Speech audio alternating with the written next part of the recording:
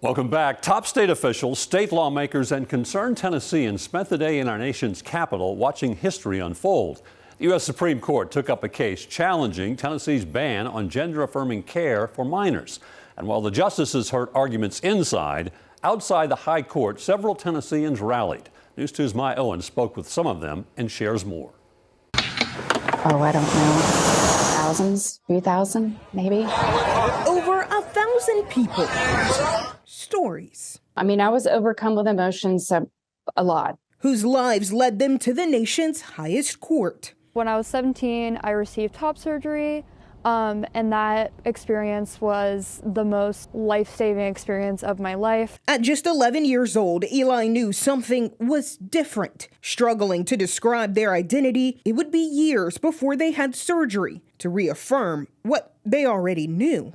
Social transition can occur without there being permanent changes.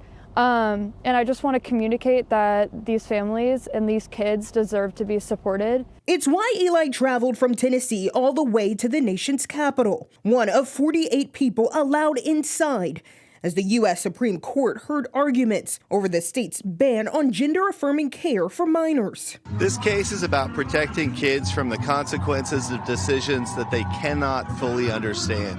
According to the Williams Institute, there are more than 3,000 children who identify as transgender in Tennessee. Currently, state law makes it illegal to provide medical care like puberty blockers and hormone therapy to minors. I know of youth who have lost their life to suicide because they didn't have support and they're just suffering under this. Joining the thousands in the crowd representing Tennessee, Bean Chapman says she sees the reality all too often. What are you doing to protect these most vulnerable, unsupported kids that there are? So it's tough. The evidence shows that the large majority of kids dealing with gender dysphoria will grow out of it unless they're put on these medications. Now the future of care for transgender youth lies in the hands of the Supreme Court. And a decision from the court is not expected to come until June of next year.